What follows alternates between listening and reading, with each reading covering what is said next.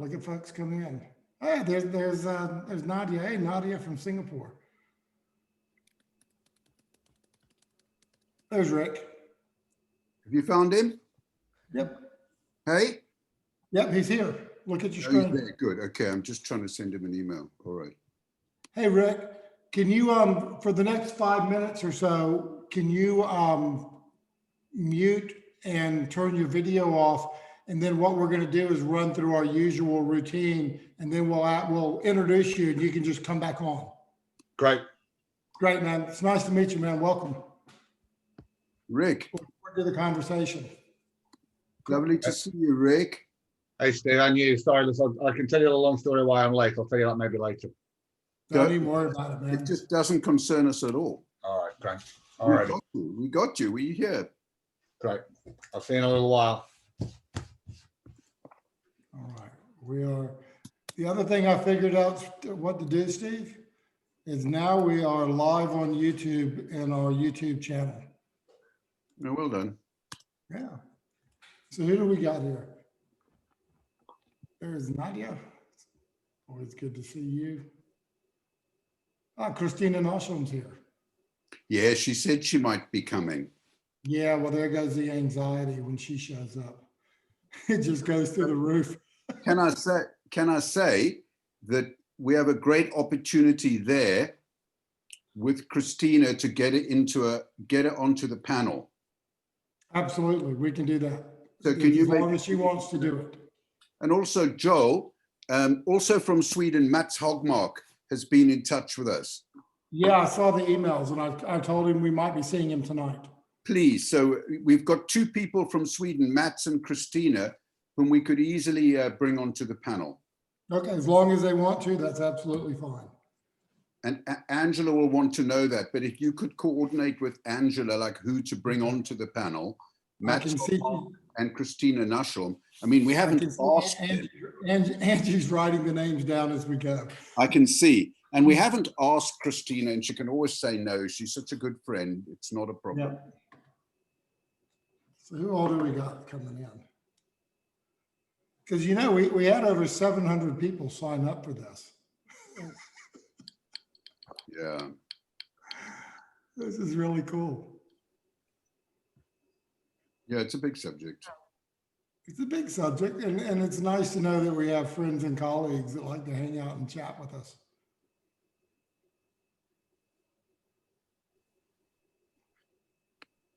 Wow. Oh, Yoshi's here from Japan.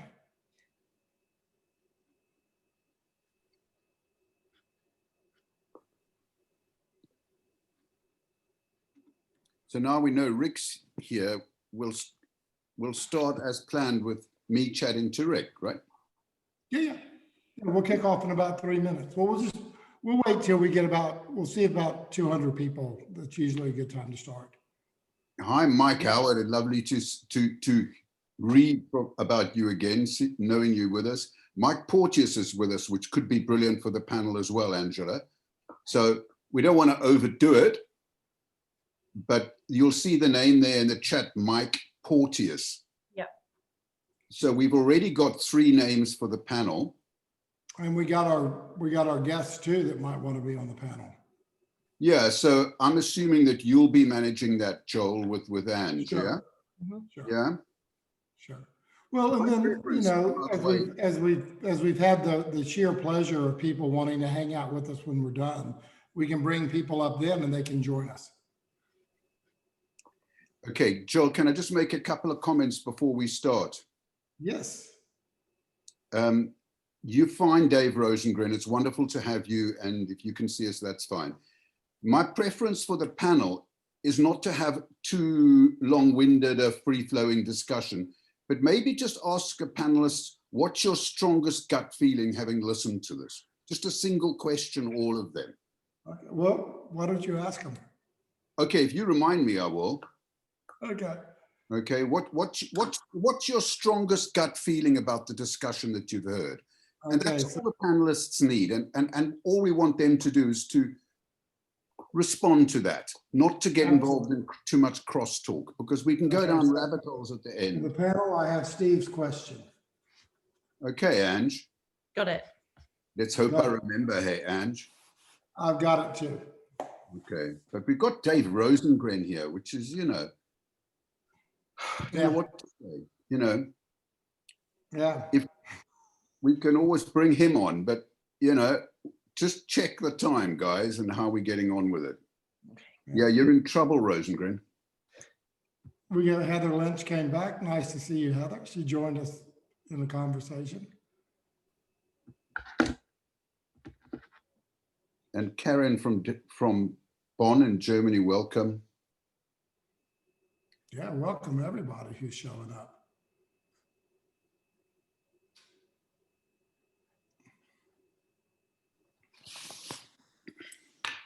Joel, if I'm ever talking on this webinar and a dog starts barking, I might have to mute myself there. Okay, I'll just start talking. You just So have that's when we'll bring Dave Rosengren up. That's it. Brilliant. Perfect. It's just that I can control quite a few things, but not the barking of this bloody dog. Yeah, I got you. No. Okay, we'll probably get going in about 3 or 4 minutes. We got a pretty robust group in right now. Okay. Hello, Allison. Mid Devon. Wow, Alison. Oh, we have Hello, from Brazil here. Welcome. Oh, wonderful. And there's a reference to Terry from David. So maybe Terry Moyers is on the line. And Shirley from Cape Town, how wonderful. Hoe gaan het, my vrou? Lovely to have you, Shirley. Molly from Athens, wow. The line's harder and harder to scroll down. I'm looking to see who else here. And hi, Simon. I don't see Terry here. So unless she's come under a pseudonym.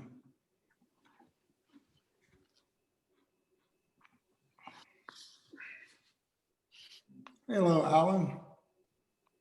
Lenny from St. Louis. I was born in Columbia, Missouri. People from Oakland, California, Omaha, Nebraska, Austin, Texas. Wow, this is cool. What a lovely gathering of people. Oh, she was talking about, Rosengren was talking about your dog barking. Maybe Terry could help with that. That's what he meant. No, this is untrainable, this dog. When that dog trainer heard about the kind of species I was getting, she went like this. Like no hope. We got 2 people from Austin, Texas. My family is originally from Big Spring, Texas. Only people in Texas would know about Big Spring. Concord, New Hampshire.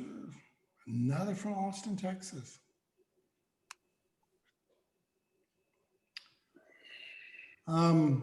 Steve, in about a couple of minutes, you can start us off. Ja, Claire van der Westhuizen, welkom. Heerlijke welkom, Claire. Lovely to have so many people from Cape Town. Yeah, Matt's is here. He just showed up. Matt has shown up, has he? Excellent. And Eva as well from Stockholm. Superb. Okay, people are coming in at a fast rate, so I suggest we just give it another few minutes. Well, I enjoy the greeting. I enjoy watching everybody show up. It's nice to be able to create a forum or a place where people can come and hang out and share ideas.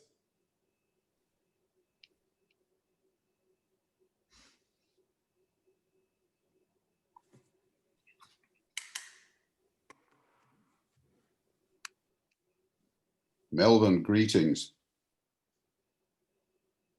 No, I bet you no one's seen that paper, Melvin. Thanks. I'm not sure we're going down that rabbit hole today, Melvin, but we'll see, man. You never know. Yeah. Ava Margolis is here. Okay, another minute, and then I think we should get going.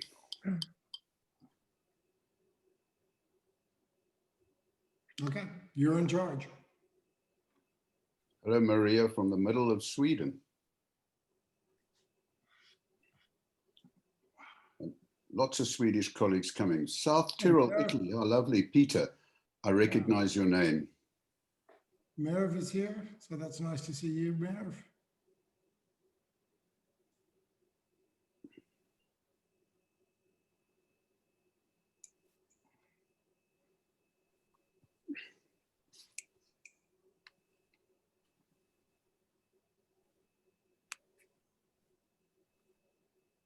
So whenever you're ready, Steve, we've got 216 people here. I think we should get going, don't you? Kick it off. Welcome, everybody. I don't remember, 7th or the 8th MI and Beyond webinar. And sadly, our close friend Russell Calderwood had to drop out at the last minute, and he often managed the kind of Zoom elements of the conversation. And then really at the last minute into the brief stepped our good friend Angela Watkins, who works with me here in Cardiff. Angela, hello. Hello, thank you for having me. Thank you so much, Shay. Genuinely delighted to have you, and we will accept whatever offer of help and support you can provide today, including interrupting us if we're going on too long, whatever you like. Fantastic. Thank you so much for your help today. Yes, definitely. Thanks, Ange. Thank you, Joel. Thank you. And we've got a wonderful, wonderful group set lineup of guests. Rick Cotkary from the world of sport, Margot Bristow from Chicago, and Kathy Gumas from Belfast. Joel, opening remarks?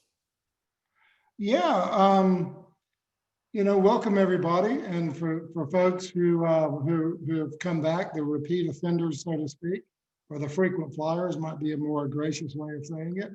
We're glad you showed up to hang out with us, and for people that are just joining us, welcome. What Steve and I have tried to do was just to create a place where we could have a conversation about ideas. We don't think we have a lot of answers, but we have a lot of thoughts, and we love to hear what other people have to say. So I'm Joel Porter, and I'm in Gold Coast, Australia. I'm a psychologist here. I work at an Aboriginal and Torres Strait Island community health service. I'm a trainer in motivational interviewing.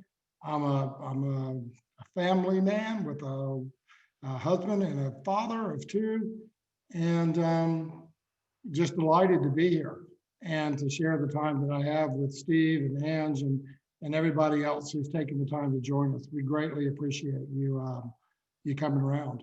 And so hopefully, if you have thoughts and questions, please put them in the Q&A or the discussion that's ongoing, and we'll try to get to them. And every now and then, we even bring people up from the audience who want to join the conversation. So we'll see how we go with time and see what we can do with that. So anyway, welcome. It's great that you're here. So the topic tonight, life transitions. Part of it is personal for me, is COVID has brought on a lot of transitions in my own life, from career to family to actually, as we were talking before, to moving from Australia back home to New Zealand in the near future. And it's just been a year of unintended transitions that has happened in my life and the lives of other people that I've had the opportunity to. But even to broaden that out, I mean, life is just a series of transitions, as far as I can tell, from being born to dying to everything in between. And what Steve and I were wondering about is, where does motivational interviewing fit into these transitions, particularly the unintended ones and the more complex ones that people find themselves in? Yeah. And Joel, I think practically everything you said by way of introduction applies to me. So I'm not going to repeat what you said. I'm a psychologist, blah, blah, blah, blah, blah. A year of transition. Absolutely. Just one comment before we start. We're going to be raising funds for something called Guardians of the National Treasure. We do this every webinar. I'll introduce the Guardians and its leader, Ralph Bovers, to you. He's in Cape Town, for those lovely Cape Town people on board. We'll show you a short video of Ralph. We'll put a URL into the chat and we'll ask you whether you'd like to donate some funds to his project. But we'll return to that at the end. And I guess, Joel, now might be a moment to kind of clarify the boundaries of what we're going to be talking about. And given the breadth of the subject, conceptually and personally, for so many of us, what avenues are we going to go down? And I know Joel well enough to know he will say there's no avenue we shouldn't go down. Which is absolutely right. I agree with you. Yet we don't want to fly down 101 kind of rabbit holes. Yeah. And Joel, I wondered about this distinction, and just to be honest and authentic about the bias we have. We could ask questions about what is transition. And we could try and explain what happens to people when they go through transition. And I bet we'll be wise to do that. What is it that people experience when they anticipate transition? And then there is the world of action. If you like, there's the realm of explanation and the realm of action. And I think our bias, our shared bias, is for the latter. In other words, how do you help people with transition? Through transition. I think that is a bias. I'm not suggesting we don't go into the world of explanation. But, you know, I think, you know, and I say this from my heart, that there are lots of therapist types in our world, and we are therapists, if you like. On this call, we know there are many very talented therapists. But dealing with transition isn't just the job of the therapist. I think that is a clear kind of bias for me. It's all of our jobs. And in that sense, every conversation we have counts, not just in the consulting room, but in the car park, the coffee room, the corridor, and even across a counter. So I wanted to acknowledge that bias, Joel. I wonder whether you share it or would like to add anything there. No, Steve, I think that's really good, because one of the things I was thinking about is some transitions are really smooth, right? It's sort of like when you look at helping people, when you look at the epidemiological data around people who have drinking or gambling problems, pretty much the majority of people make those transitions without our help. Exactly. Or as our friend Terry Moyer says, we're not as important as we think we are. Yeah, exactly. So I don't think talking about transitions in general from a existential sort of, you know, metaphysical kind of way of looking at it that would be too big. But I think it's sort of the transitions that become more complex, which could be transitions that people are choosing to make, but they find it a lot more difficult than they ever imagined it would be. Correct.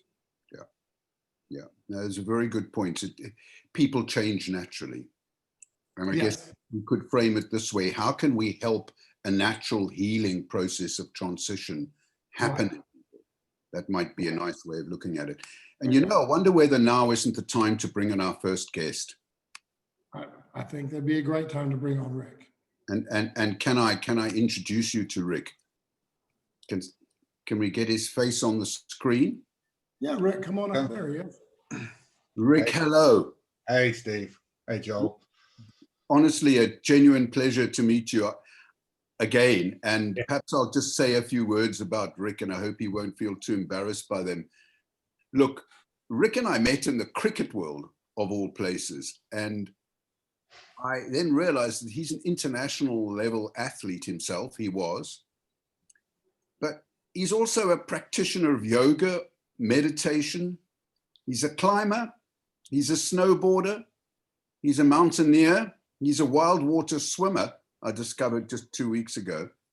but really what hooked Rick and I together in many conversations was the realization that Rick is immersed in the subject of identity and transition. That was the impression I got. And that's why we asked you onto the call, Rick. I was saying, as you described that, I'm trying to work out which of those identities. Is it yoga? Is it sport? Is it climbing? Where is it?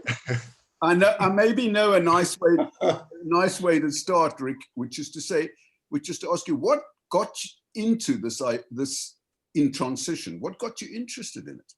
It's interesting as you kind of begin to pull apart kind of all the multiple things I do now. I suppose what got me into it was a realization that probably at 40, I'd retired from an international career of lacrosse, probably at 25, 26. Yeah. Yet at 40, I was probably still introducing myself as a lacrosse player. And I'd not really picked up a stick for 15, 16 years, but that was still a part of my identity. Right. And I was suddenly beginning to go, actually, I wonder if it's time to leave that behind. And I still work with an organization called Lane 4, which has got a lot of former Olympic athletes in it and international athletes. And I realized I wasn't alone. There were many of us that were still introducing ourselves as something we were back in our youth. And it was I was kind of trying to work out, actually, was that describing my time as my happiest? And if that's the case, I was trying to begin to think of what the hell's ahead of me. Because actually, can I try and create a world where I'm going to be happy beyond this and beyond this identity of lacrosse player? So it started in a very personal way for you. Yeah, for sure. Yeah, and it's been quite, because I was trying to, in many ways, trying to understand my journey, and then almost the cathartic nature of being able to engage with other people and have the conversation, which opened up my eyes to realize it wasn't just me. And there's something in normalizing the whole process. You suddenly go, it's not just me processing that difficult stuff. And then realizing in having more and more conversations, what I was doing was building up a kind of library of experiences I could then share with others and help them. And so you noticed this changing identities became quite a hot topic for you. Yeah, for sure. And can you pick out any highlights for us? Highlights of what? Highlights of the transition work, or of the... What did you notice in this personal journey of yours and in meeting other people about transition and changing identity that is so striking for you? I think what it is, especially finding myself in the athletic world, where so much of the world of an athlete is externally and objectively measured. So I can tell you how good I am by how hard I can climb, or how fast I can swim, or what my FTP score. Like I can measure the hell out of my performance, right? And there's something around the pursuit of that feels as though that's the pursuit of something worthy when you're an athlete. Right. When that begins to dry up, of course, what I began to notice is my self-worth would be wrapped up in to what extent am I making progress. Right. So that those measurements were almost the validation of who I was as an athlete. And as I was identified with athlete, it was my validation of who I was as a human being.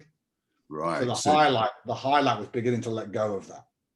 Wow. And it went that deep, right to the very core of who you felt you were. Oh, for sure. Yeah. I grew up, I think, and again, we can probably talk about it. I guess I had a personality and a way of being that really embraced the competitive world. Okay. So I could enjoy that. I could test myself. I could push myself, and that allowed me to progress, develop, and do all those things I wanted to do. And it just so happened I had a perfect pathway in lacrosse to satisfy those needs. Yes. Yes. And you know, one of the first things I remember you saying when we met was that sometimes if people channel all their energy into a single identity, it can be hard for them to make a transition. Yeah. And there was definitely something about kind of almost having a single dimension to my identity. So everything was lacrosse. So I was, if we took a Maslow view of the world, all of those needs were met in that single arena. And was that healthy, do you think? Listen, at the time, I think I was blinkered, and it felt like the only way to be. I'd kind of pursued that mastery of that particular pursuit. but in transition, I don't think it is healthy. I had nothing else to draw on. So when that world collapsed, because I chose to move away from it, I didn't make a world team in 1994. I still think I had some game left in me. I traveled in to live in Australia. But then I made a decision to quit. And then actually, I thought I was moving away from just training all the time and the bruises and the kind of, but actually I was moving away from an environment which satisfied all those needs. Yes. And it was then suddenly the realization that actually I needed to climb and I needed to snowboard, and I needed to mountaineer, and I needed to play basketball to try and fulfill those needs again. And Rick, are you saying that in order to make a healthy transition, it's better not to have channeled all your energies into a single identity? And I think this is the nub of a lot of the challenge in terms of, is the success of me as an athlete, well, did that rely on me channeling all my energy into that identity? And that made me successful in that career. But if I took a longer view world that actually I want to be a successful human being, and lacrosse is just a chapter of that book, then certainly now on the other side of it, being able to draw from different identities feels a healthier way of doing it, because a bad day on a lacrosse day that's all I had. It was a bad day. Whereas actually a bad day in the water can still be a good day working with clients or whatever it might be. So it's having multiple identities to draw from feels healthier now, but I don't know whether my success was due to channeling it into one identity. Yes, exactly. And you see, I've got my eye on what is how we can be helpful to people, and what is a constructive conversation look and feel like. And I might be wrong here, but it sounds like a lot of the conversations you had when you were in this particular role, with this particular identity, you were spoken to as a lacrosse player, not as a human being. Yeah. And part of that transition is trying to recognize I was a human being before I became a lacrosse player. I can be a human being post lacrosse player. It was only a small part of my life where lacrosse player was the main identity. Yeah, exactly. So there's something in that work about how do we work now? A lot of my research work is still plays into this working with athletes in this very process, and it's trying to make that shift so they recognize human first, then athlete, and there's still a human journey to be had. That's exactly it. And I've noticed this across a lot of the domains that I work in, whether they're clinical, healthcare, sport, education, indeed parenting, which is that it can be tough to look at it as person first and then other role or other problem second. So there's maybe a pointer about helpfulness that we picked up straight away. I also know, Rick, that Mike Porteous is on this call. And the last time we had a webinar, Mike wrote it up. Yes. And it was the most fabulous description. So, this is a call to Mike. There's a nugget there from Rick. Rick, can I ask you like a seriously nuts question, right? It's seriously nuts, right? But what would be the worst way to handle transition? Yeah, there you go. What would the worst way to be? I suppose there's a lot of stuff. We could go into the denial that I'm stuck and I'm locked in one identity. Yeah. And then therefore to see, especially from an athletic point of view, again, there is some version of reality that says mortality suggests I can't be an elite athlete at 50 years old. I'm still competitive. But I'm unlikely to be worrying the England team anytime soon, right? So there's something about the worst transition would be locked into a belief that that's the only version of me that's worthy. I think there's certainly a challenge into there. Locked into having no access to any other means of self-validation. There's something around, I think, feels to me around the blind chasing of success, when actually there's something more rounded in chasing fulfillment. Success is an objective, externally validated thing, seems destined to drive dissatisfaction because you're always chasing something else, right? So there's beginning to recognize, rather than you know, from that stoic point of view, which I think is a lovely place I've been to try and recover some of this stuff. I mean, mindfulness, Buddhism, Stoicism have all been really helpful. But rather than chasing what I haven't got, and that perpetual Sisyphus version of constantly chasing to find it goes back to again. Well, actually being able to go, let's celebrate what I do have. Let's look on the resources that are available to me, which is, I think, is where MI has been so fascinating for me as I've met you and begin to understand what might be happening. Is how can we look internally to find those resources? And I guess COVID and the worldwide transitions that everybody's going through does throw us all back on this question of what is fulfilling for us here and now, you know, given the incredible constraints and uncertainties that surround us. Oh, for sure. And I think that kind of that version of, you know, hedonism of chasing something we haven't got, you know, the blind. I remember, so one of the things, it was yoga that kind of brought into concept this Santosa, the deliberate act of contentment. Yeah. And I first heard that as an athlete, like I was 27 years old. I thought, what's this all? Bullshit, right? Who needs to be content? I mean, it was like, what's the point? Yeah. Here's me in yoga as a 27-year-old competitive human being. I'm trying to be the best at yoga. I mean, it was a disaster waiting to happen. It took me about 5 years to kind of wrestle with this concept that, you know, there's so much value in contentment. There's so much value in celebrating what we do have. Yes. That rather than chasing, and COVID, you know, COVID's closed off so much access for things. We're actually beginning now to go, actually, if we look around at what have we got, what can we celebrate? And actually some of these things become a lot simpler. And this is incredibly difficult for so many people in different settings where deprivation and economic hardship are weighing down on them.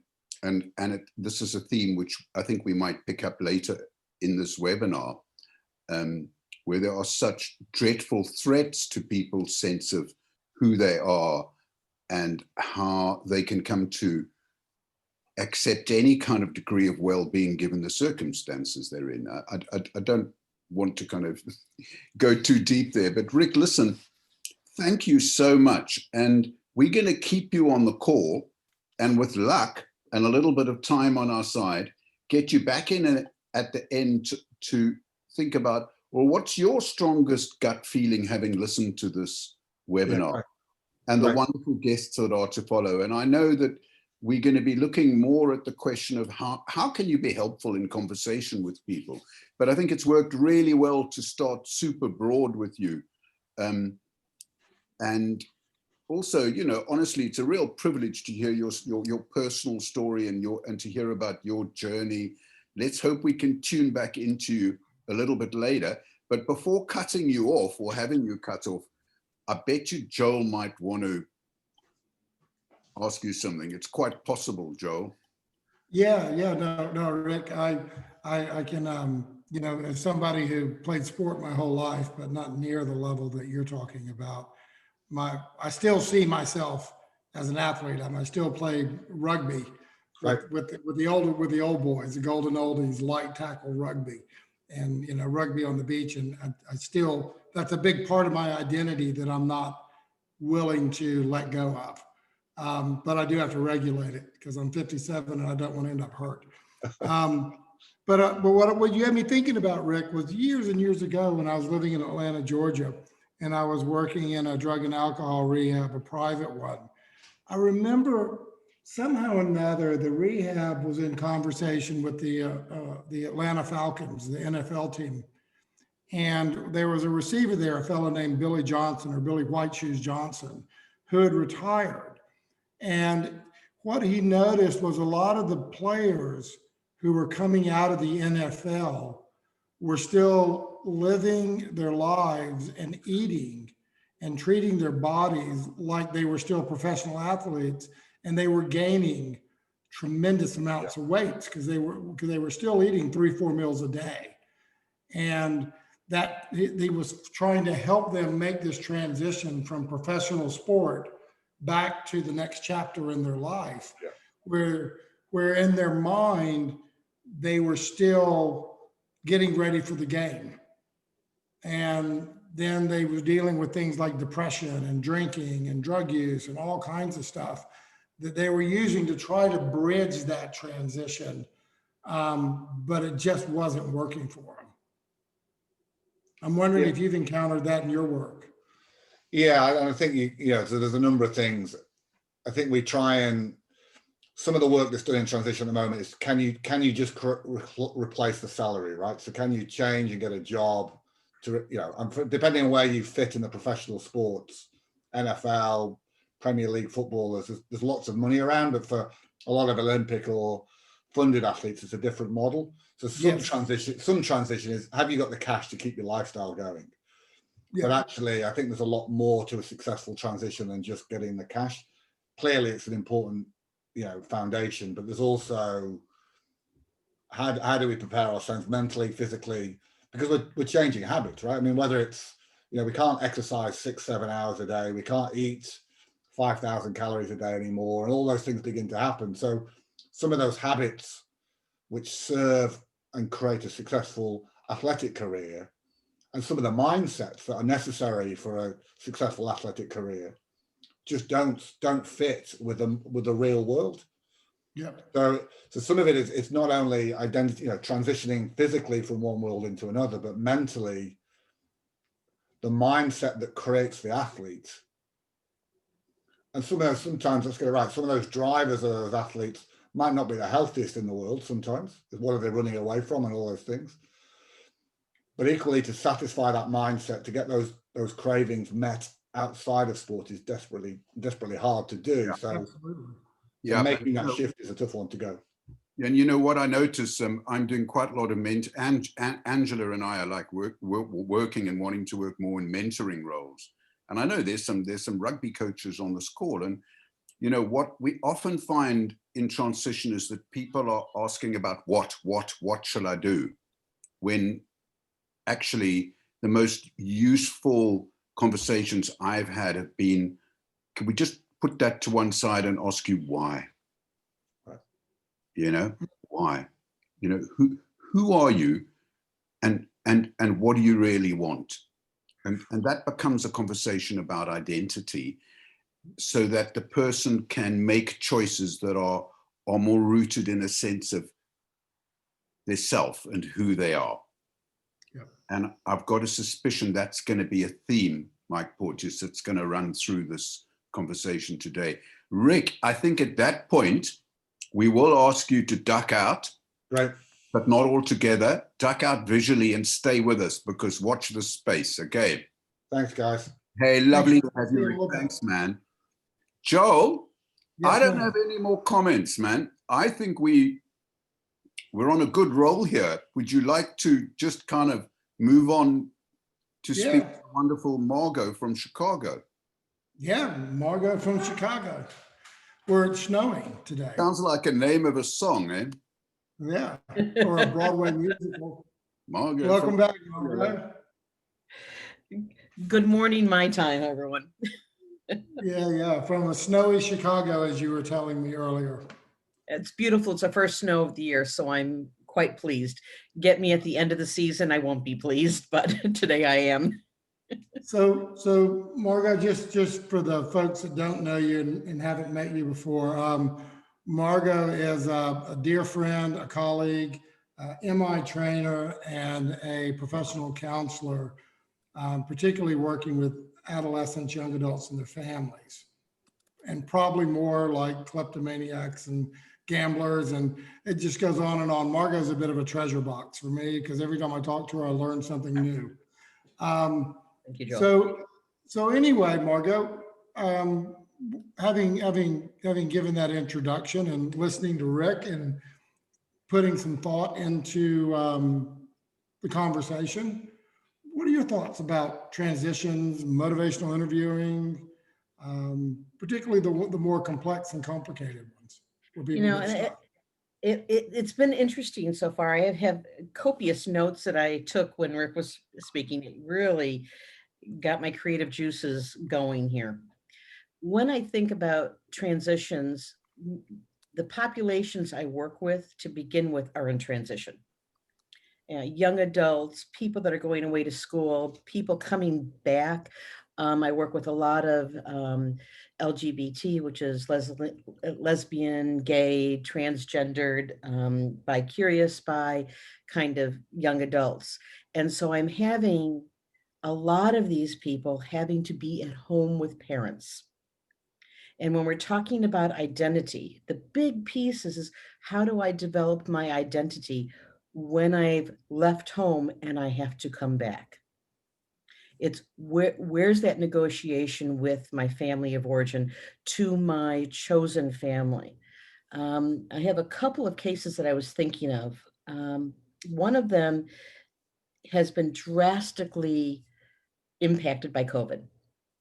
I have a young transgendered female that I work with, and I've been working with her since she was 14 and she is now 22. And I initially started working with her because of gaming addiction, depression, and anxiety. And as we worked together, she went off to college, and at that point, she identified as a male, and she could not maintain at school because she had this conflict internally of this is my identity, who I am, and I'm not able to present it to my community, to the world at large. She was engaged with her girlfriend, and her girlfriend was really doing a lot of self-care for her. She left that college, went to the college that her girlfriend was at, and they developed a relationship, and she became highly suicidal because here she is internally a female presenting as a male. When she finally came back home, one of the beautiful pieces that happened is that she came home and she felt that this transition of leaving home was too risky for her at that point, and she had to come home and touch base. When she came home and touched base and felt grounded again and felt supported, she had her parents, both were with her. She had a long-standing therapeutic relationship with me. At that point, she came into my office and she said, I'm not sure what's going on, but I have something going on with my Y chromosome identity. And at that point, we started talking about what that meant for her. And I had to take the guess because she wouldn't tell me. And I had to take the guess of, so you're a female in a male body. And at that point, the depression lifted, the anxiety lifted, and she started making the transition. We got her into another agency that really works well with transitioning. I'm not that expert of working with transgendered youth, but I work along with them because she wants to keep the relationship with me since I've known her for so long, and she has that trusting relationship. She re-entered the collegiate setting. She's back at college. And as she's going back into college, she's now dressing the way that she knows she is. Now, I'm going to say she is very masculine presenting, even though she is dressing her true self. That transition for her is really difficult. She's now considering the next steps in transitioning. And I keep on telling her, I am not the expert in this. You are the expert. You're the one that makes these decisions, and you need to work along with people that understand that. But when we're looking at those transitions, how are we going to handle the hormonal changes that you're going to experience? How are we going to handle the sex reassignment kind of changes that are going to go on? Because she wants to go through the whole process. And it's navigating it and making sure that we're doing it on her pace versus anyone else's pace. Mom wants it done. She wants her son to be her daughter, and that's it. She wants 2 daughters. She wants to do makeup. She wants to go clothes shopping. She wants to do all that piece. But my client still wants to take it slow because she wants to make sure that every step is that step that's comfortable for her. And that's the piece that's really, it's been brought up by COVID because she cannot go out. the clinics that identify all of that, at least in the Chicagoland area, don't have face-to-face counseling, and she wants to be in a face-to-face group. She wants to be with others that are going through the same process. She can't do it, so it's at a standstill. She's unable to join a community, and so she's feeling separate. Her peer group that she has grown up with, she doesn't feel attached to, and she doesn't feel connected to, because they're really, some of them tell her that they accept what she's going through, but that other piece is that she's not feeling included, that they're doing things without her. And so how does she navigate that transition as well?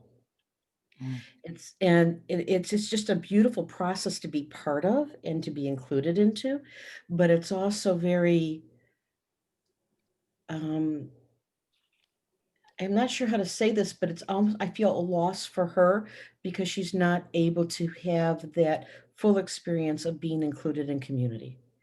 And so her transition can't be complete until she's able to rejoin a community that's there with her. You have me thinking about the most of the people in the audience probably have heard this, but if you have a big bowl of marbles, right, and you reach down and you grab the bottom one and you pull it out, it affects every other marble in the bowl. And Right. so sometimes with what I hear you saying about your client is that what she wants is connected to so many different things, Right. and she's limited in the way in which she can navigate those transitions. You know, and what I hear you saying is that your role is to help her on her way, help bridge some of those gaps that her family, that the community, that she can't give for herself. And it's really lovely that she has somebody like you that she trusts and that she can come and be with to do that. So she doesn't have to do it alone, which, you know, the side of doing that alone, it could be, you know, very devastating to her, particularly around depression and anxiety and, you know, feeling And, suicidal even. right. And I think the very key moment in our relationship, the piece that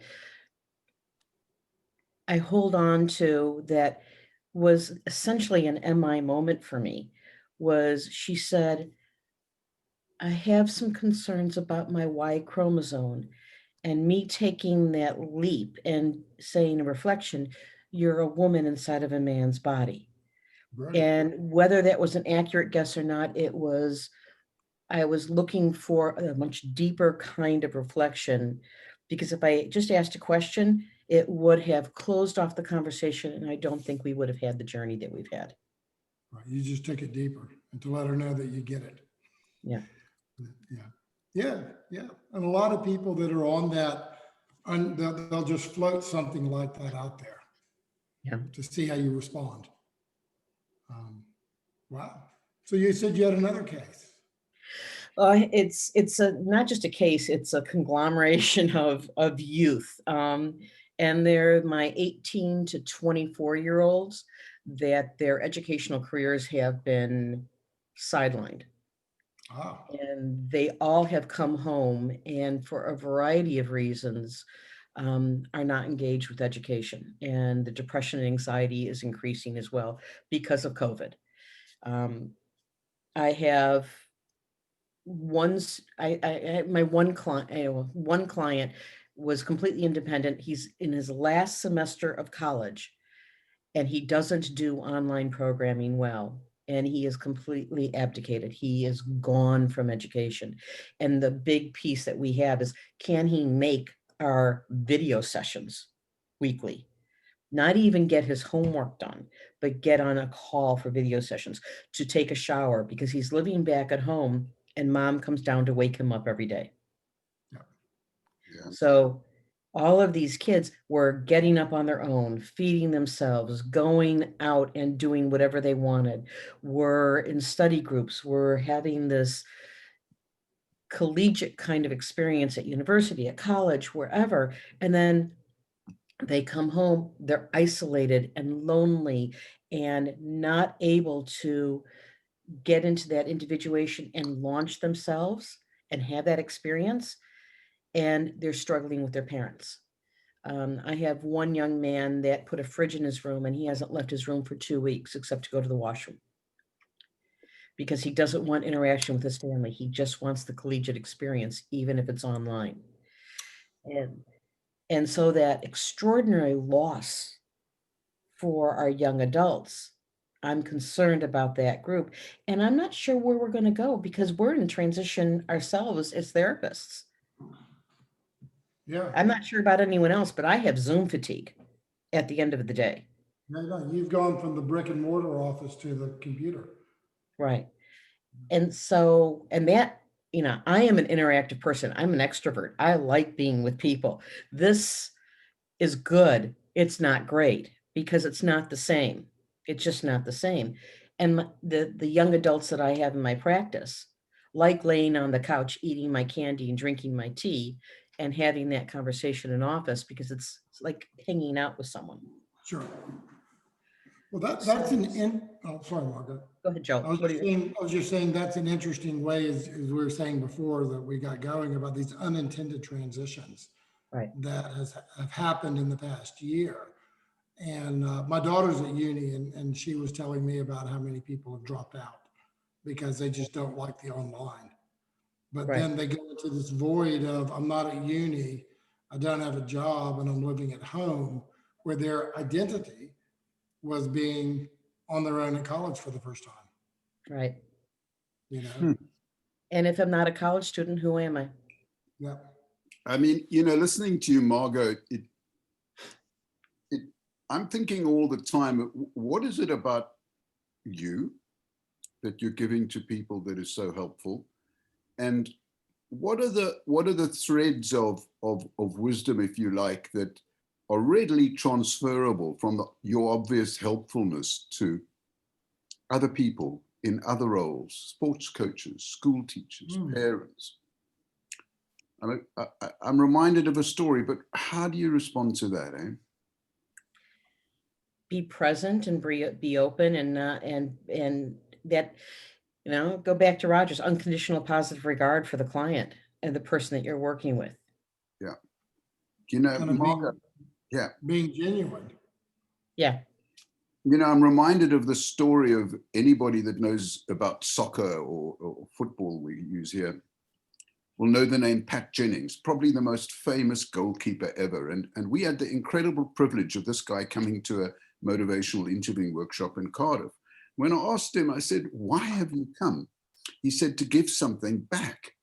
And I said, why is that? And he said that when he was 19 and playing in some club, came from Northern Ireland or Ireland, I don't know what, Northern Ireland, in London, and he was grieving for his family. And he found this transition too tough. And he decided he wasn't going to make it as a footballer, young guy. And his performances were going down. And he said a coach came up to him, his senior coach came up to him, put his hand on his shoulder, gave him £5, which in those days was a fortune, and said, go back home for the weekend. Go back home and see if you feel like coming back refreshed on Monday morning. He said that act of kindness, which involved this person being, this coach being authentic and simply noticing his distress and responding with an act of kindness, transformed his career. They remain the closest of friends, these two guys, and he wanted to give something back in coming to Cardiff, if you like, in honor of this incredible act of kindness, after which he became the most capped goalkeeper of all time. And he roots it back to a single moment of simple human kindness. It's essential. For us to be effective, we have to have compassion, kindness, and presence. To notice. Pardon me? To notice, which is a skill that you clearly have. Yes. Yeah. And also, I think being willing not to know what the answers are, but just to sit with the ambiguity and the ambivalence. Even though it's eating my gut alive. Yeah, yeah. That's my stuff. It's not what belongs in the session. It's just my stuff. Yeah. Yeah. So you notice inside yourself your own emotional state and reactions. And instead of using what we call the writing reflex, you go, whoa, whoa, whoa, get out of this person's way. Yeah. Yeah. Well, and I do it in a little bit different way. Shut up, Margot. Quiet. Bite your tongue. Yeah, absolutely. And for me, I say to myself, stop being clever. Mhm. That's a big one, big problem for me. Sometimes I have to sit on my hands. Yeah. To remind me to be still. Hey, Ange, I'm wondering if any questions or comments that you've come up with that might be an opportunity to address. So let's have a look here. So there were a couple of mentions about transition being part of a grieving process. So this is from Kenneth Carpenter to panelists. Is transition also a part of a grieving process of identity, type of belongingness, etc.? Okay, well, Rick, I know you're lurking, so hang on to that question too, Great. because I think that probably fits with a lot of athletes for sure.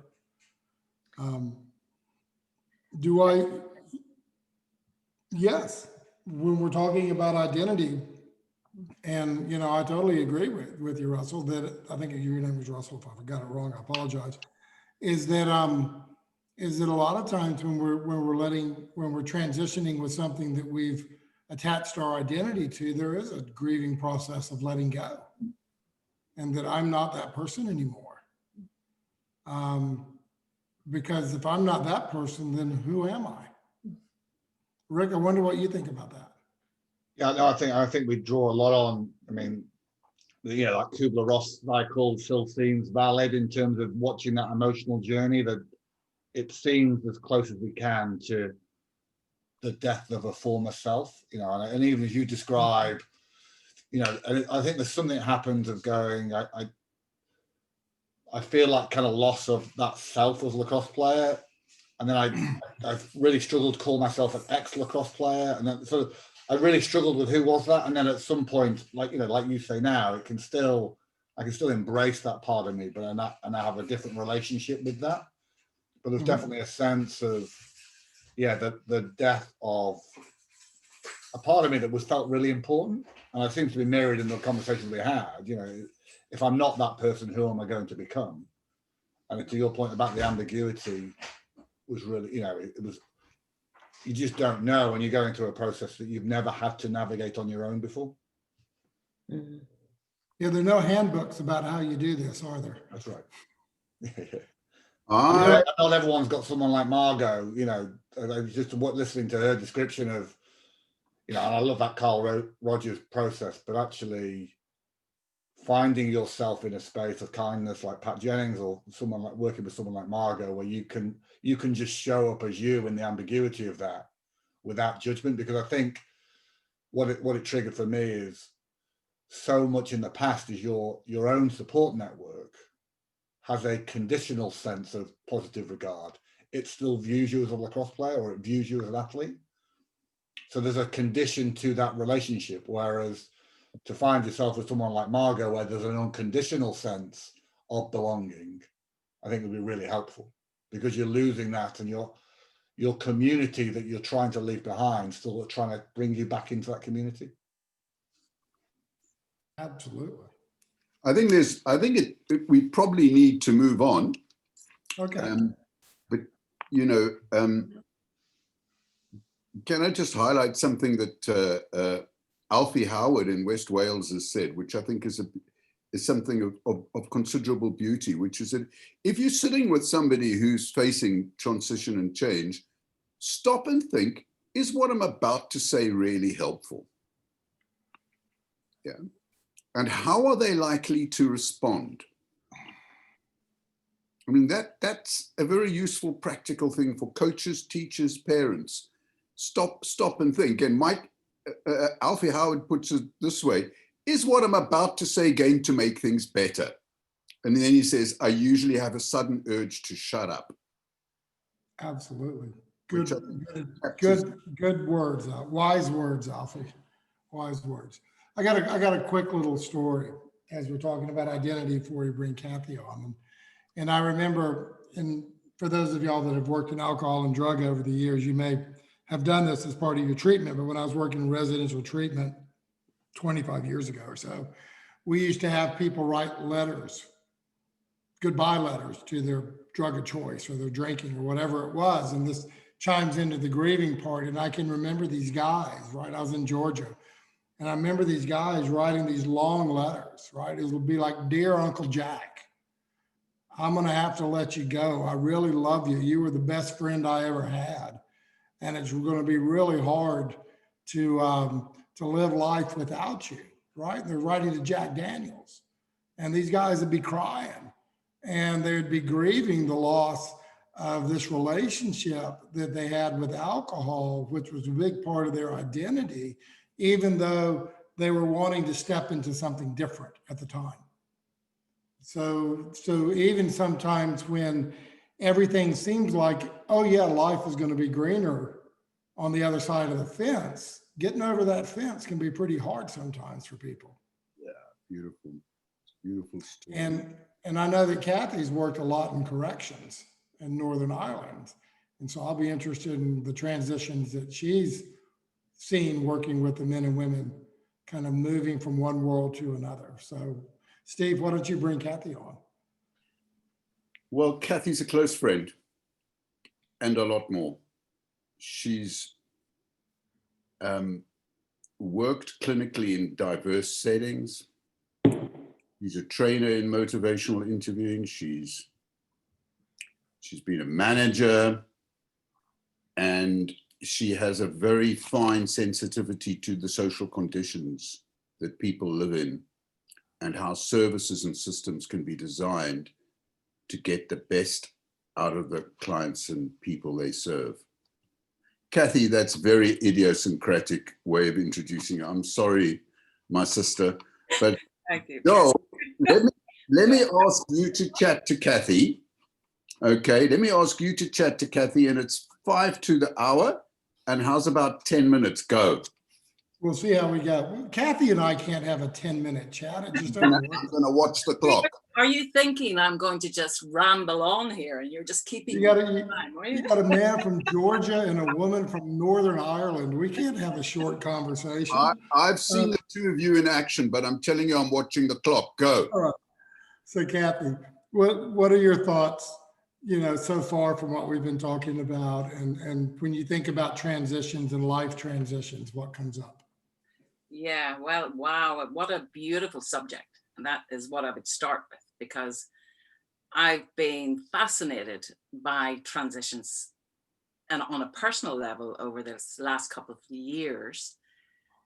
But I've noticed a lot. And as I was thinking about and gathering my thoughts to come on here today, I was sort of noticing things that I've noticed is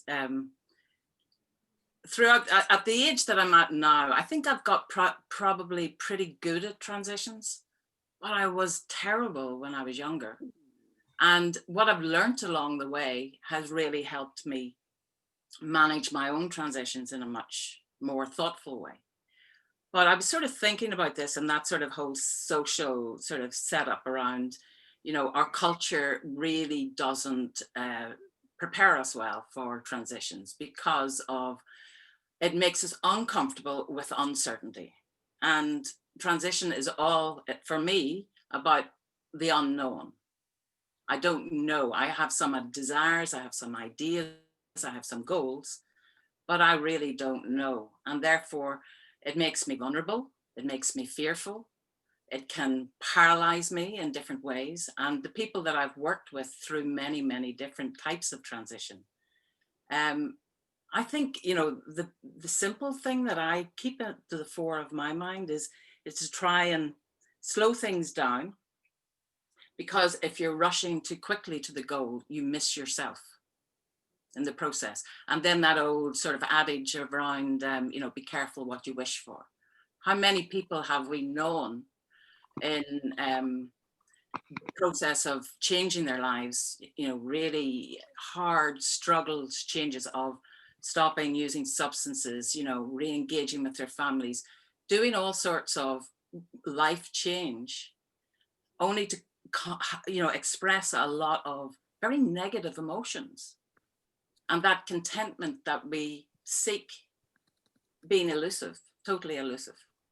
So for me, I sort of think about it, and there are lots of stories I could tell, but Steve is keeping me to 10 minutes, so I'll be very, I'll be very efficient with my thinking here. But you know, for me in my helping role, what I see as my task is to try and help someone not miss themselves in that process. So get curious, you know, have that heart set and mindset of curiosity, of self-compassion. You know, I've noticed with many colleagues who have, at the age that I'm at, there's lots of my peers who are moving in transitions of retirement or, you know, stopping doing a career that they've been involved in for 30 years. And I hear the dialogue in the everyday life of, you know, oh, so you're retiring, brilliant, fantastic. Oh, you must be so excited. Oh, what are you going to do? You know, and it's all about doing. And very little attention is given to, you know, being. Who are you going to be? What do you want from this next part of your life? And spending time getting more curious and comfortable with that uncertainty. So, you know, for me, that's the atmosphere of safety, trying to elicit sort of positive emotions in a way that taps into people's values and goals and their heart's desires, in a way that growth happens. So I love transition. But that's me. I have 3 sons. My role, you know, most transitions start with loss. So, you know, there is that sort of sense of grieving that we have to do and letting go. But I try to, I suppose, encourage a sense of excitement as well. Now, obviously, it's all context related and it's all, you know, culturally related and all of those factors. But there's an opportunity. There's hope. You know, how can I broaden the perspective and create a hopefulness about something that is of importance to this person in their transition? So the struggle is something that's pretty prized in many respects, because the struggle will hopefully take you to the place that you're more likely to find the contentment that you seek. You know, so that's where my thoughts have been going in this, and there's lots of different ways of trying to help and create that safety and create that curiosity and hope. You know, really it's about, you know, I think that loss is hard, and you know, I find myself in my own preparations for a big life transition, you know, doing lots of sense of getting out of my own way to prepare well, to let go and to leave behind where I'm going from, do that really well. So pay attention to the process. Yes. Yeah. Yeah. So, you know, leave all my leaving and my good, you know, I can remember the last 6 months of working as this in the final role that I had in the health service. And I had, you know, a lot of responsibility, a lot of hats. So I could have got lost in the tasks of tying everything up and control. And I made a conscious decision that last 6 months, my priority was to have conversations with people I cared about in that organization and prioritize those relationships, and that the tasks, just trust that they would get done, you know. And then that whole giving myself a bit of space in the middle to to wonder, you know, before I start doing something else. So I had no plan really about what, I had some dreams, some hopes, some aspirations, but it's taking, you know, that's been a transition of leaving that job and my next, you know, what I want to fill my life with, and being very intentional about that. So in my helping, any conversations, whether it be with my sons, whether it be in my work environment, whether it be any of those, it is really about attention and safety, to be vulnerable and to be comfortable with the unknown. It's interesting. I mean, I always love the times I get to talk to you, Kathy, and they're way too far and few in between. But as you were talking, over the years, my wife has introduced me to the philosophy and poetry of David White. And he talks a lot about the unknown and about being conscious in life and how important that is. And I think that's a really good piece to this conversation. And I think Margot kind of clued into that, is that when people aren't kind of, they're in sort of overdrive going through this transition, and they're not paying attention because they're focused on what's in the future. Our role can be that curious person to help bring some consciousness into the moment that they're in. Yeah, for sure. You know, I was thinking of stories of what, you know, I could certainly tell a story about an organizational change, and that role that Steve mentioned as in a management role that I had, and just trying to guide, you know, through horror. You know, it was a horrible sense of loss of funding that was going to radically change the service, and how to do that transition with integrity and really with a sense of kindness, you know, kindness being at the heart of it, when this awful thing was happening and there was all this sense of loss of control. So, you know, those emotions that are evoked from you know, a group of people whose work is to work with people who need help, you know, it didn't leave them in a very good space. So my job was to try and help them transition through this very rocky, rough sea of uncertainty, where people would have to interview for their jobs again, where some redundancies would be made, where, you know, the service they loved and cherished and gave in abundance to was being dismantled in a different way. Wow. You know, so there's those types of things, and I suppose for me, the key things for that I learned from that process was that everybody, you know, everybody involved in that process needed to be seen, needed to be heard, and needed to be respected. Yeah, exactly. And how could I do that in my role as the manager, trying to lead this organizational change that was required from, you know, a pretty shit sort of situation, you know. So yeah, it's, you know, so and I learned so much, you know, that but it is getting out of it's encouraging people or inviting people to take time in a you know, constructive way, but also in a heartfelt way. So, you know, to finish off, because I'm aware of the 10 minutes that Steve allocated me, to finish off, they you know, little, just, you know, somebody mentioned earlier on about normalizing things, you know, but in the process, you know, transition obviously is a process. So in that process, you know, actually, you know, punctuating it with times where people can actually come together. So we held, after all, you know, everybody had all the scars on their backs from this awful process, but, you know, to actually let go and say goodbye to the service as it was, and, you know, enter with courage into the future of the unknown. We had a morning's gathering of a cup of tea and a wee bun, and we encouraged people to bring their creativity.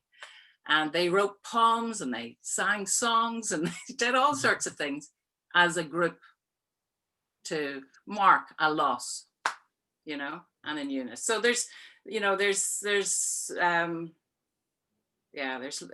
a fascinating and beautiful thing. But I hear Margot's, you know, account of that young person, and, you know, again, as a mother of 3, adult sons now, but you know, they're still, transitions are hard when you're young. My God. Yes, yes. Well, one of the things, and Kathy, thank you so much for joining us, and we'll have more from you in a minute. But one of the things that you had me just thinking about was when, at least I guess the way I think about and do motivational interviewing, when I'm attuned in that sort of MI kind of way, you're almost able to create that timeless moment with people where they can look at what it is that they're working with or confronting or trying to change or transition from different angles that they can't when they're just sitting with it by themselves.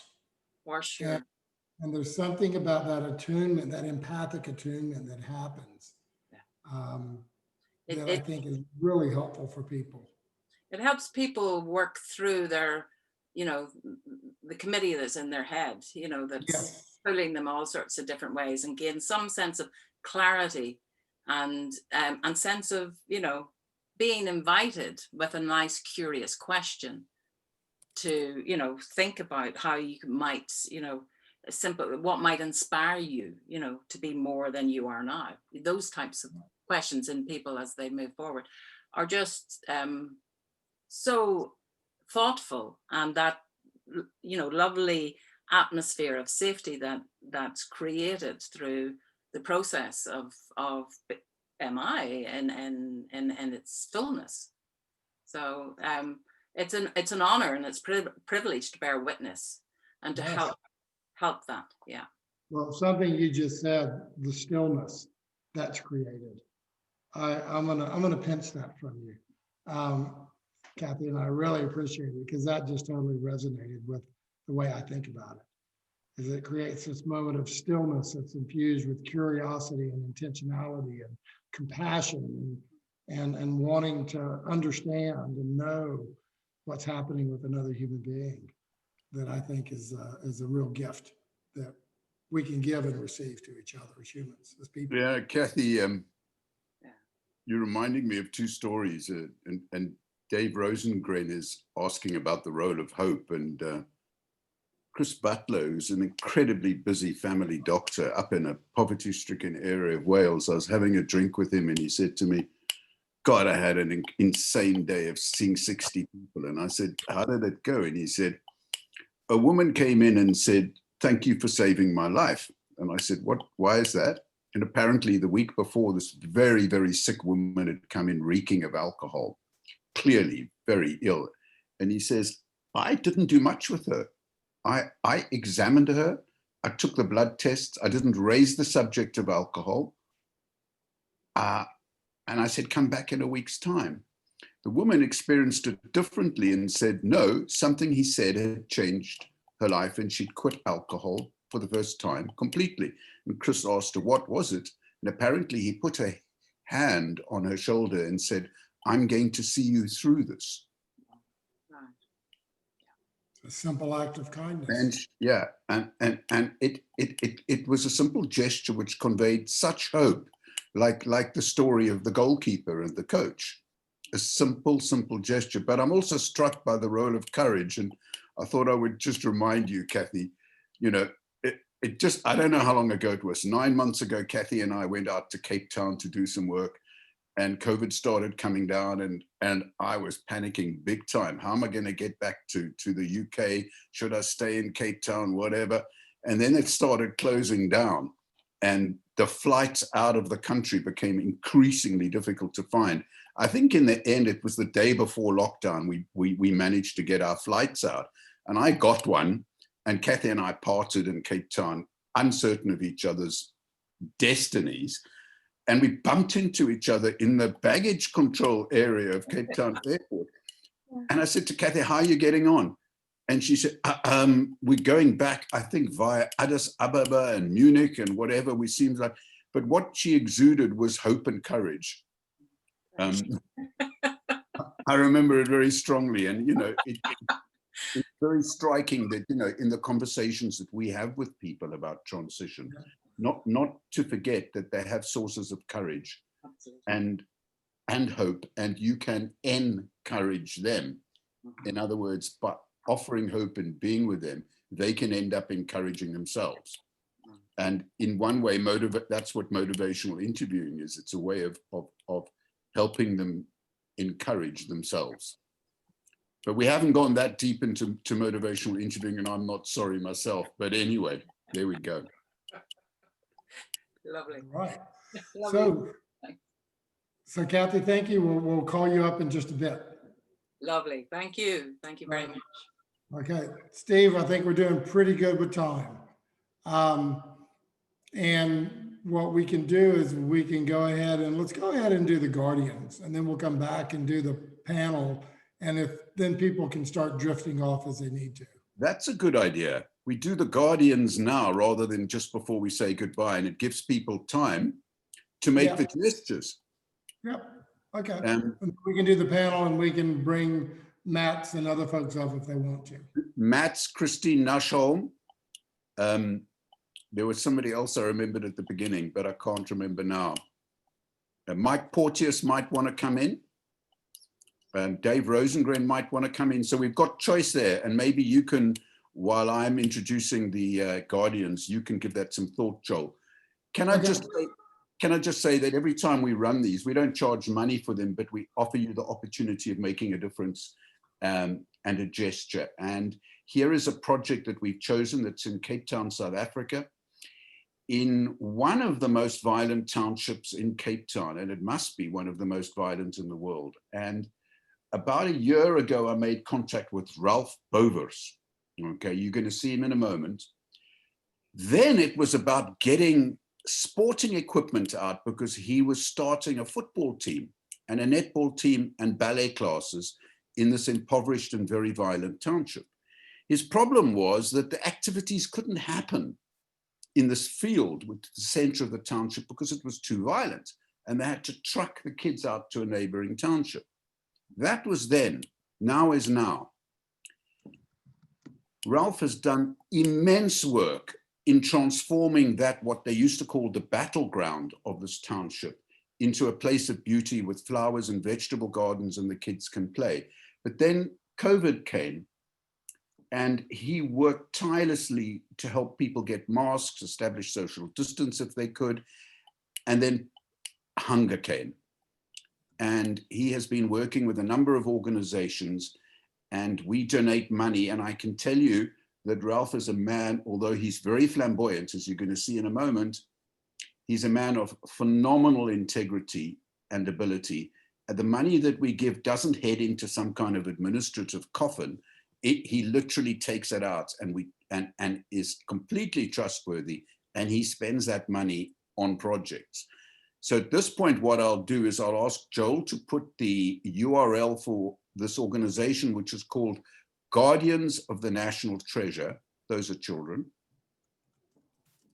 Coming up. And he will also shortly put on a video which came through just yesterday, and you will notice that he is very flamboyantly dressed. Don't be deceived, okay, by that.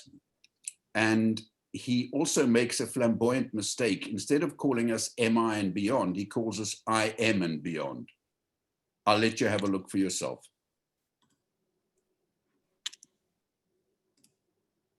Oh, I lost it. Hang on. Sorry. Minor technical error. Full screen. Hi, we're in Cape Town, South Africa, in Lavender Hill, and we're cooking 2 nice big pots of curry, chicken curry. We have the chicken curry here. We're making food for the children in Lavender Hill, and then we have this pot of chicken curry here. Okay, and we're gonna serve the chicken curry for the children with a nice roti. And we would like to say thank you very much. In place of war, I Am and Beyond and Prudential Investment Managers, thank you so much for your help, and we are serving 300 kids at each location, over 10 locations, roughly about 3,000 children that get fed every day. Because of you, thank you. We're back. So there you go, people. I have to hold back emotion with that incredible man. So thanks for any donations you can give, you can just click on the URL. I think it's there, is it? Yeah, Yep, yep. there. And over to you for a moment, Joel. Okay.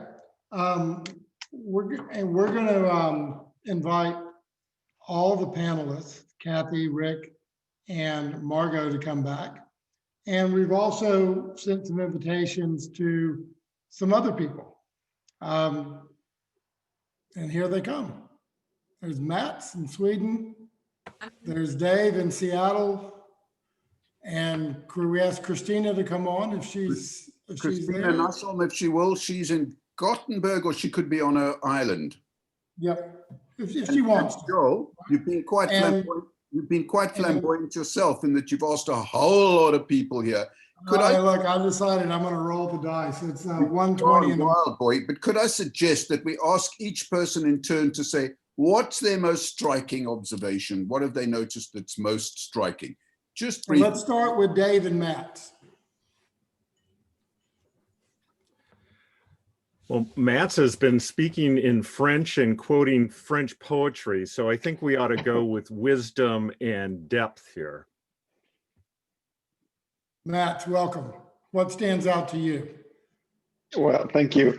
Yeah, I think what has been one of the most interesting things is that it's been repeated several times that transition is about loss. Actually, you lose something that you've had and you have to transition into something else. And I was quoting a French poet who says that to leave is to die a little. You leave something behind. And I think that is a lot of what transition is about. Actually, you need to leave something behind, and that could be something good, but it could also be quite difficult, actually. All right, Dr. Rosengren. Yeah, and as usual, I'm glad I went and got that second cup of coffee here.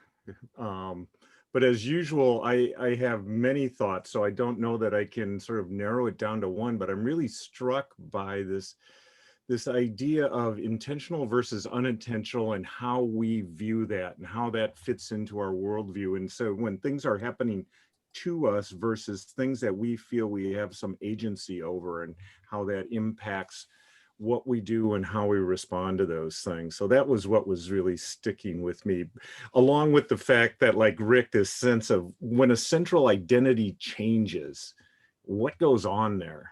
You know, this thing that was core. And for many of us, this pandemic has caused us to think about central identities. So. All right. Kathy. What struck me is just how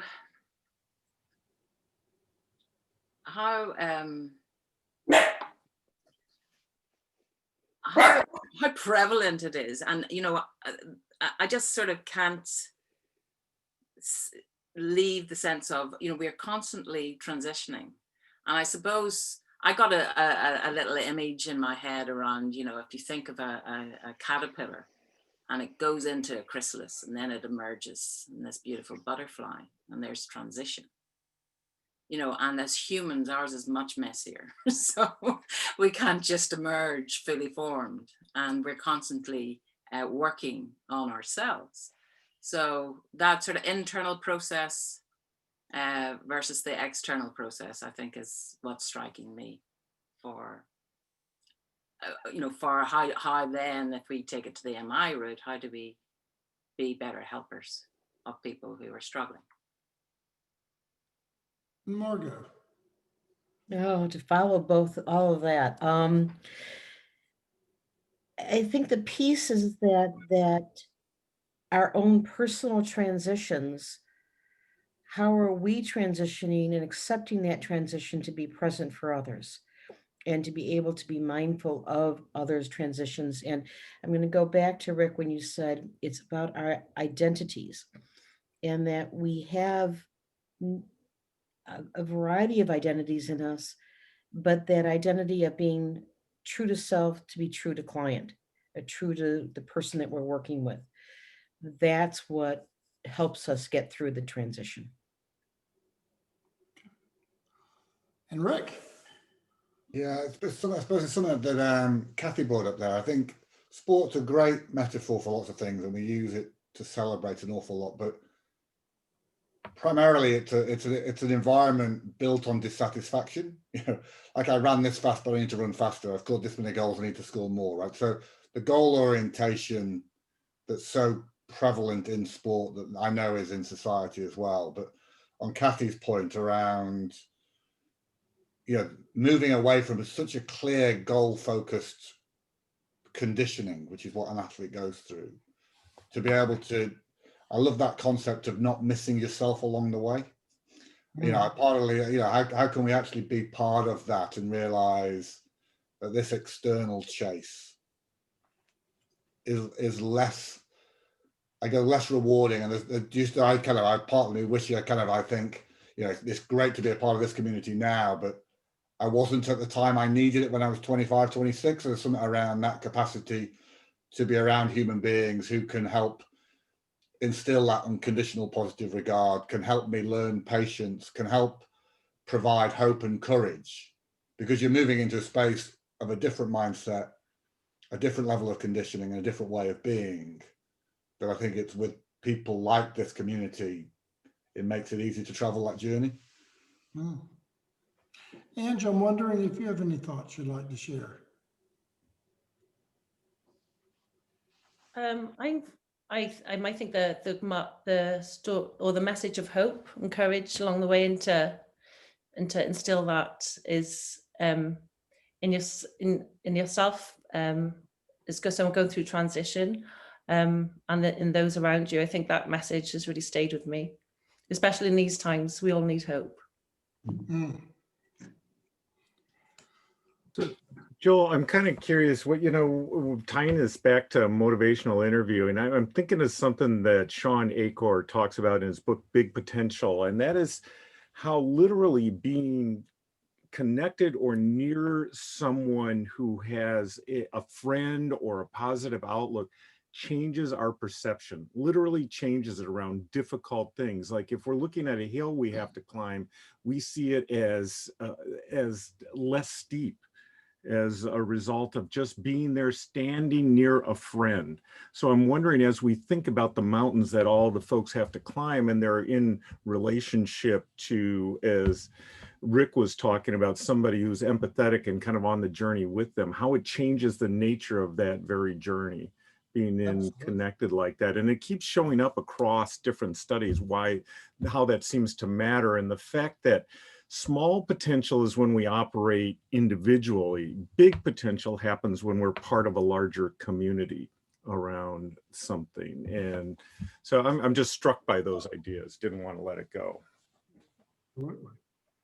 That feeling of not being One alone. other thought that I had that came from my son, who would be the middle of the three sons that I have, and he is now 31, but he's always had a great sense of adventure. He's also always had a great sense of humor. He can light up a room with his energy, and he also is less disciplined around doing certain things or attending to certain life things. So he would be perceived as being a bit reckless at times.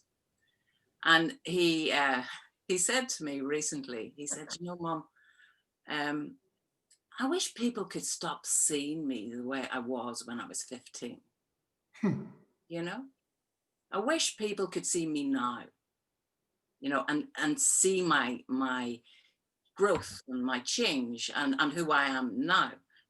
And, that struck me in how in families in particular, we can say, we can sort of, label people, with certain characteristics that then stick. And in this bigger group of people, as David's saying, of how your journey gets supported, and that the family, if you're lucky to have one, to support you, can pull you in different ways that are helpful and less helpful. So, Steve, what's going to hit you? What's going to hit you at the gut level? About how lovely it'll be to hear Mike Porteous. We'll bring Mike up. Well, you're gonna have to keep talking for a second because I gotta find him. No, welcome to my. There he is. I didn't have to. There he Angie did is. that. Hey, Mike, Hi. what stood out to you in this conversation we've been having this evening, today, this morning, whatever time it is? Right. Well, lots of things as usual, but in particular, what David said, all the way through, just like David, I've been churning over in my mind this thing about the difference between unintentional and intentional transitions. And as Rick was talking about more or less essentially intentional transitions, so people coming to a realization that something needs to change. That word that just about everyone has used, courage, kept coming up, and I think of it in myself as well, that when I've tried to make, when I've been in that situation of knowing I want to make a step away from what I'm doing and do something new, something different, but it all being so uncertain, I know I have to kind of draw out a courage, a bravery in myself that it feels like an empty box, but I've just got to find it. And I see that in some of the clients I work with as well. But it's the unintentional changes, and being very open about it. For me, the biggest was a bereavement. And I've found that there is nothing more distancing when someone comes up to you and saying you're being very brave. So something, when it's an intentional change, is at the core of what I need to find in myself. When it's something, utterly unintentional, telling me I'm brave, or it's like a chasm just opens up. That's my main thought. I'm not going to add any more to it, but that was my that's the thing that's going around in my head. Let me ask you this: what would be helpful for someone to say to you or anybody who's going through an unintentional transition? Again, I think it's some of the things that people have said. It's about creating that still space where sometimes nothing needs to be said. That sense of, I can't remember who it was who said it, but standing with someone at the bottom of a mountain. I did an interview with a woman who, she's an ultra distance runner. And I paced her through some of her really monstrous runs, 100-mile runs. I ran with her with short sections. And I remember at the start of one thinking, what am I going to say? I need to have, it's almost like I need a toolbox of things to say at the right moment. And pretty quickly I realized actually the best thing to do is just keep quiet, but let her know all the way through I was there. Yeah. No more needs to be said there. Thanks, Mike. Can I found it interesting to talk about the unintentional transitions. I work in healthcare as a physician, and in my line of work, there are so many unintentional transitions that patients just have to face somehow. Maybe I will tell them that they have a very serious disease or something. We've made some examinations or investigations and we find something. And that, they didn't ask for it. They weren't prepared for it. They just have to somehow go through that transition. And that can be so difficult for that patient. And it comes from just out of nowhere. And as a helper in that setting, it's difficult. And I think just what you said, Mike, to just be there, to be quiet and listen to them, and allow that space for them to come up with all their questions. It's difficult, but it's so important. Yeah. I remember reading years ago, family therapist Murray Bowen said, sometimes the best thing you can be is just a non-anxious presence in the room. Yeah. And that stuck with me.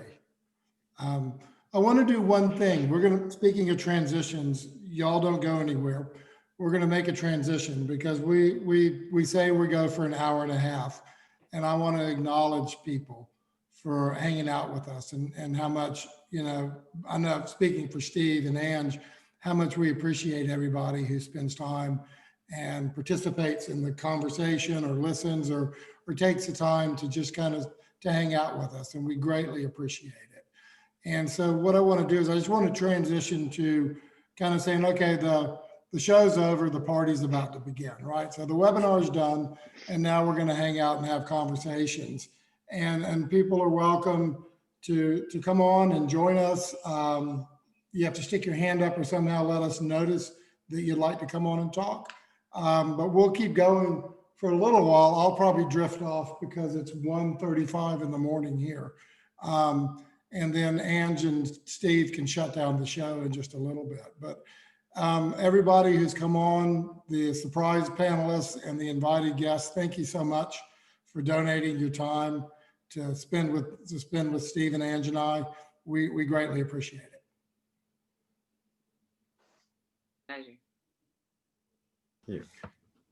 All right, Steve, what stood out to you? No, there's just something that, if you like, it slightly disturbed me in what Mike said and what Matt said. And I'm trying to piece it together. So maybe if we're like the party started, can I be a bit wild and absolutely, man, and see what people said. There's something in Mike's comment about, it's almost like somebody's being patronizing to say you're being brave. You're like, they're missing the mark, okay, about how you're really feeling. Their intentions were probably coming from a really good place. And, this desire to kind of reassure somebody, or in Mike's story, to affirm them, which is a good place for a comment to come from. You're being really brave. And it kind of makes me think, wow, so what do you say that would be helpful? Which is what you asked him, Joel, what would be helpful? And we sort of coming to this conclusion that, just being there with somebody, but actually you usually have got to say something. So I wanted to quote Mats, okay? Because Mats wrote to us this morning, okay?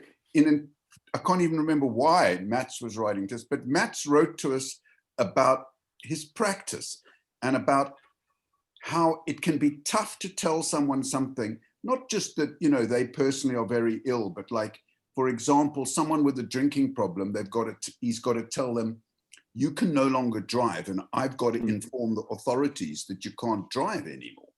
I've got to remove your freedom. And Matt cited 2 or 3 examples of this, which were very striking and helpful. Now, I wanted to quote Matt, okay, because I think there's something that one can do that maybe we haven't touched on enough. Can I quote him? Which is to use empathic listening with someone. And Matt says, in hearing their own words expressed in a safe and accepting environment, patients discover new things about themselves that are very often useful for their healing process. So what are those words? You being brave is clearly didn't ring true for Mike, but there are ways of expressing words that are helpful.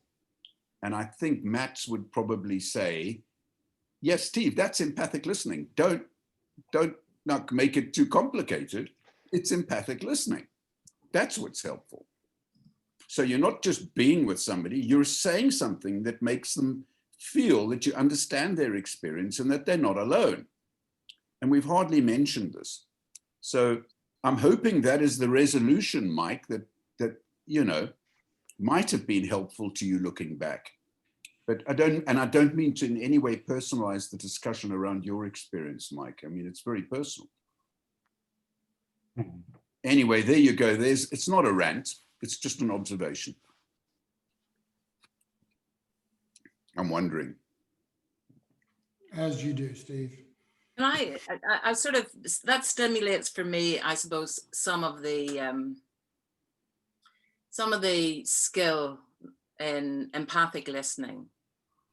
In the, yes, somebody, the example that Mike kindly gave us around an affirming statement being made that didn't resonate for that context for him at that time, and therefore the not maybe valuing that strength, which is obviously there to a degree, but how someone else, there's maybe a bit of a mismatch in what that person thinks is, and that's where it jars. So again, bring it back to the MI sort of process, and my understanding and practice would be to notice, you know, and obviously recalibrate, but at the same time you are going to say something.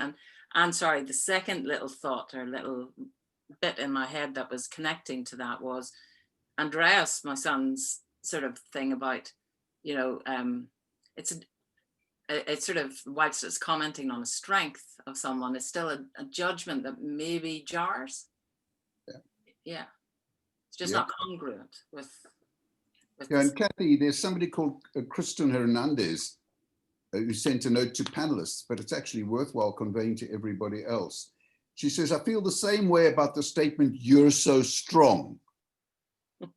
Some people are truly struggling, and this does not recognize the challenges they're facing. It almost creates an assumption that the individual is facing the situation without challenge. So emitting an affirmation is quite a thoughtful process. And all these kind of inappropriate affirmations, they've got a ring of inauthenticity about them. Maybe that's the problem. It's not affirmation that's the problem. It's that the person isn't in an authentic space inside their own hearts. So they're trying to be helpful and they, oh shit, what should I say? And they emit an affirmation. So it does point to being cautious about the use of affirmation, particularly if someone is really struggling and feeling distressed. And I don't think we emphasize that enough in our discussions and writing about affirmation. There you go. It's just a thought, passing thought. If I can respond to that, it's also the level of affirmation, sometimes a very subtle affirmation that meets the client at the same level they're at, with how they express it. It makes the most impact. It's when we overemphasize that affirmation that makes it feel inauthentic. Yeah. So there's value in understating. Mm-hmm. And that's quite a skill, isn't it? So Steve, I wonder. We have a question from Gina. Is that right? I think, Gina, I said that you can speak or we can bring you on. It just depends on what you would like to do.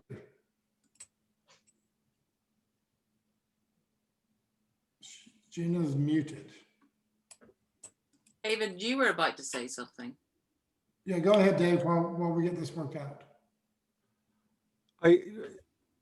I wonder, as we're thinking about this, what Tony Rusamaneri would talk about in terms of deliberate practice, and it's going back to what you were saying earlier, Joel, about non-anxious presence, that our anxiety as a helper in that circumstance leads us to do an intervention that is about our anxiety versus what the needs of the other individual is. So saying you're so courageous or you're so brave in that circumstance is about our anxiety. And so the task for us as a helper is to sort of pay attention to what's going on inside of us and respond to the individual's need, not our need around all that. So that's, the affirmation doesn't fit because it's about us.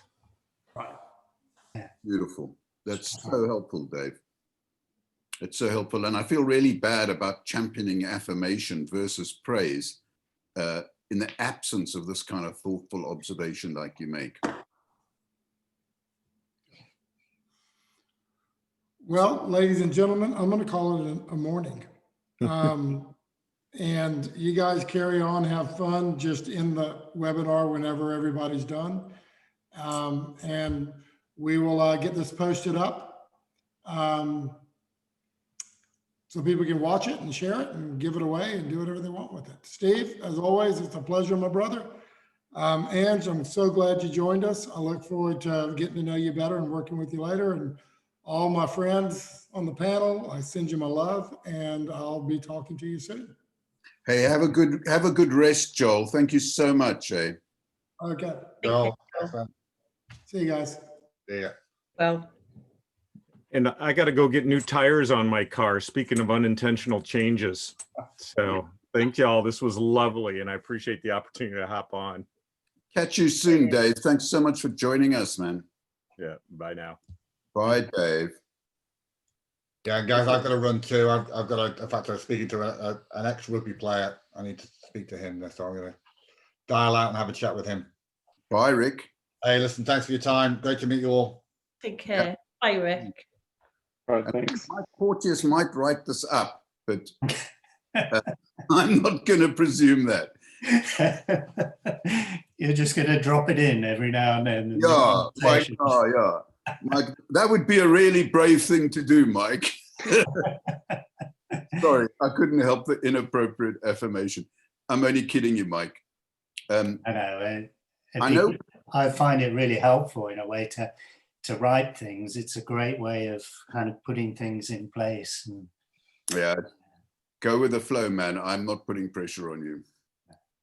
It'd take about a week, I think. But oh, that's brilliant, Mike. I'll get something written. Yeah.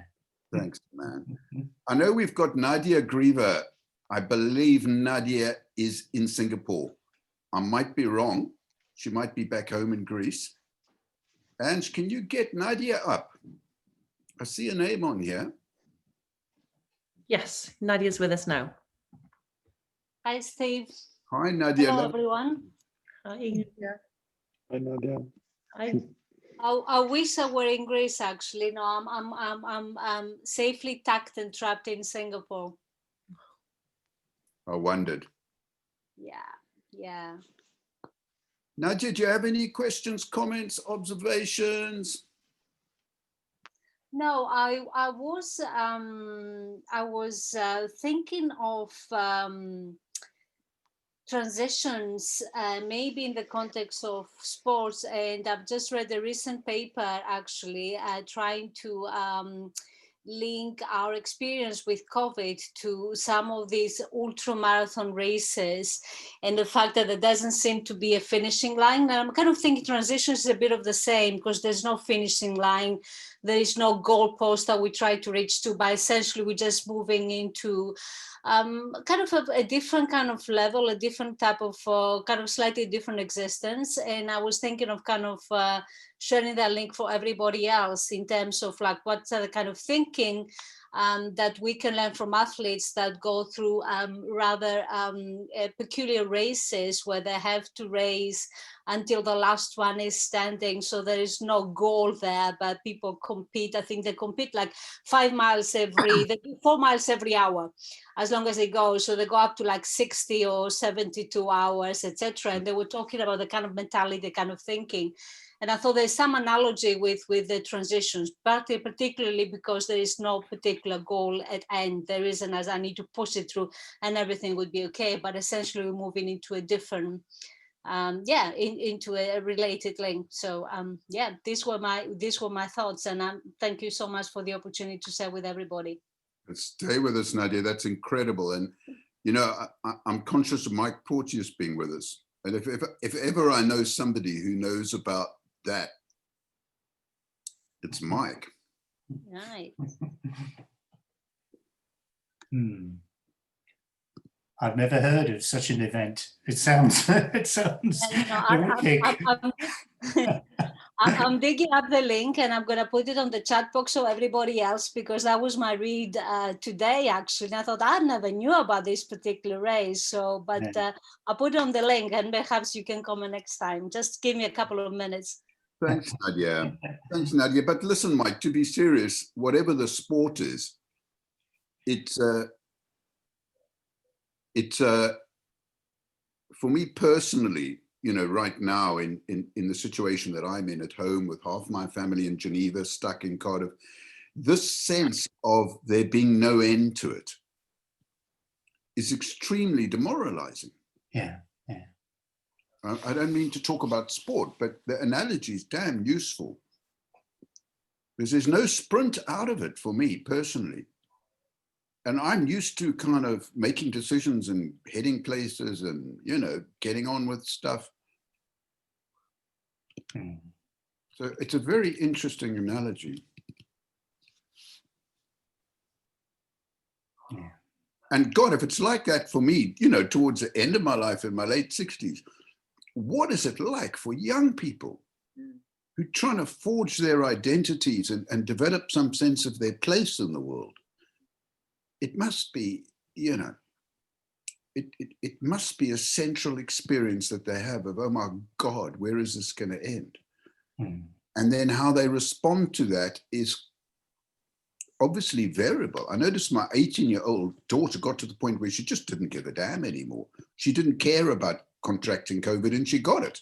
She contracted it, you know, and she heads out into nightclubs and she's just kind of, okay, I don't care anymore. That's one way. But it must be really tough for young people. Wow.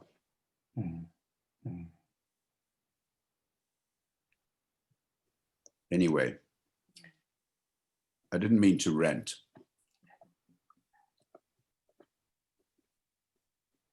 No, I think we're in a, in itself, there's a transition that in the early days, around sort of March time, the overwhelming sense I had was about the uncertainty creating a deep anxiety for a lot of people. And some people would respond to that by absolutely frantic, full-on, all-out efforts. So in my world, the sports world, you'd see people doing the most crazy challenges in their back gardens. Yes. As if the response had to be a full-on, high-energy response. Now I sense the mood is that kind of, that sense of uncertainty has just become such a normal part of the way we are. But what I sense now is much more a weariness. Yeah, exactly. And that and a kind of cynicism almost. And I guess that's what your daughter must have an element of that. Of, you know, what difference does it make, whatever I do? Yeah. Yeah, and the answer, I guess, is sort of trying to reconnect with an energy that comes from within each of us, and back to a lot of the things that people have been saying. With the hope that's provided by a vaccine. So if we're talking about hope, there's that on the horizon. And then people like Matt's are going to be finding themselves talking to people who don't share his hope about the vaccine. People who are hesitant whether to take the vaccine shot or not. Yeah, that's also a transition for them in the way of thinking. Yeah. Yeah. But I think there's something a little bit unreal about that. People, this idea that a vaccine comes along and everything goes back to normal?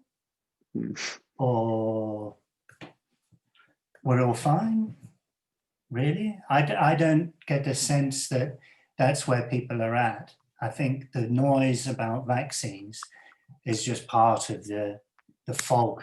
That's, sorry, I'm mixing up metaphors. But I don't know if people I know myself, I'm not sure that I see it as an answer. Again, I come back to kind of thinking about, I've just got to root things in the stillness I can find in myself.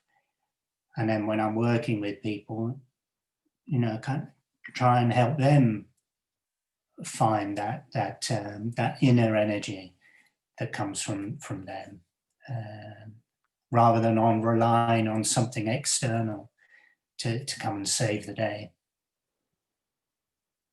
It's almost like, because of the persistent uncertainty that's it's unfamiliar as well to all of us. This current pandemic is unfamiliar, and it's that sense of humility in some respects of and maybe trying. At this point, none of us can see a clear way forward.